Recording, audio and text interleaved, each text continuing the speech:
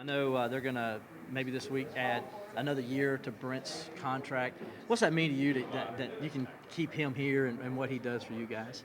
Well, I mean, first of all, it's a credit to him because he's earned that. I mean, he's I think just done an amazing job. He's the best at what he does. He's incredibly committed and just and focused on his role. And I don't think anybody does it better, to be honest with you. So I'm just really happy for him and excited that he's got that year added back on his contract, and I think that's great for all of Clemson. And going with that, and we know what it means for you as a continuity as a staff with your current players. What does that mean on the recruiting trail when you can keep the coaches here for as long as you've been able to do? Well, it's great for continuity on the staff for sure, but it's also, I think, sends the message that hey, you're going to be rewarded for being exceptional at what you do, and he's exceptional at what he does, and so it's great to see him be rewarded as he's the highest paid guy in his position, and he's kind of a market of his own, and man, he's earned it.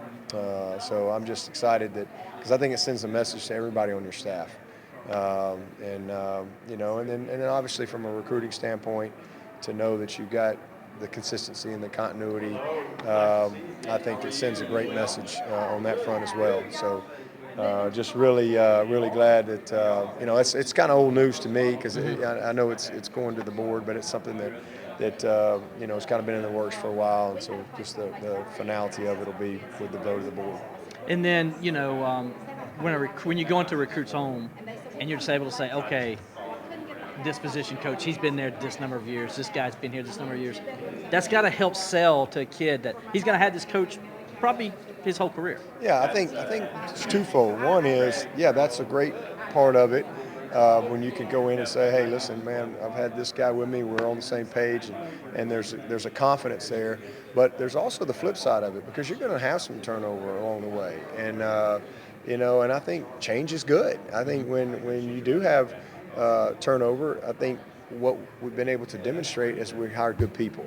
And I lost Marion Hobby, who's as good a D-line coach as there is on the planet, and I lost Dan Brooks. He retired, after that first national championship. So it gave me an opportunity to go hire two younger guys. I was able to hire Todd Bates and Lemansky Hall, and man, what a job those two guys have done. I mean, you look at what Todd has done on the recruiting trail and what he's done coaching his position. Last year they split it up, but the year before he had them all by himself. So. When we've had change, when Chad Morris left, whatever that was, 5 years ago, to be able to have Tony and Jeff positioned and ready to step up and take that spot, and to be able to bring Brandon Streeter in to take Chad's place. What a job he's done coaching our quarterback since he's been here. So I think the continuity is great, but from time to time when you do have change, I think it's also a positive when you can say, well, this is who took his place, and that creates confidence too, that you're going to hire good people when those opportunities arise. The thing I understand, and kind of switch over gears a little bit with Trevor, was during the spring I asked him the question about how he did in the spring and his overall assessment of himself.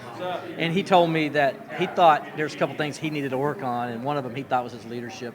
When you hear your star quarterback talk about be that humble and still know he's still got a lot to do, what does that mean to you to hear your young quarterback say that? Well, it's just who he is. I mean, that's part of why he's so successful is because he has the right mindset and he has such a healthy perspective.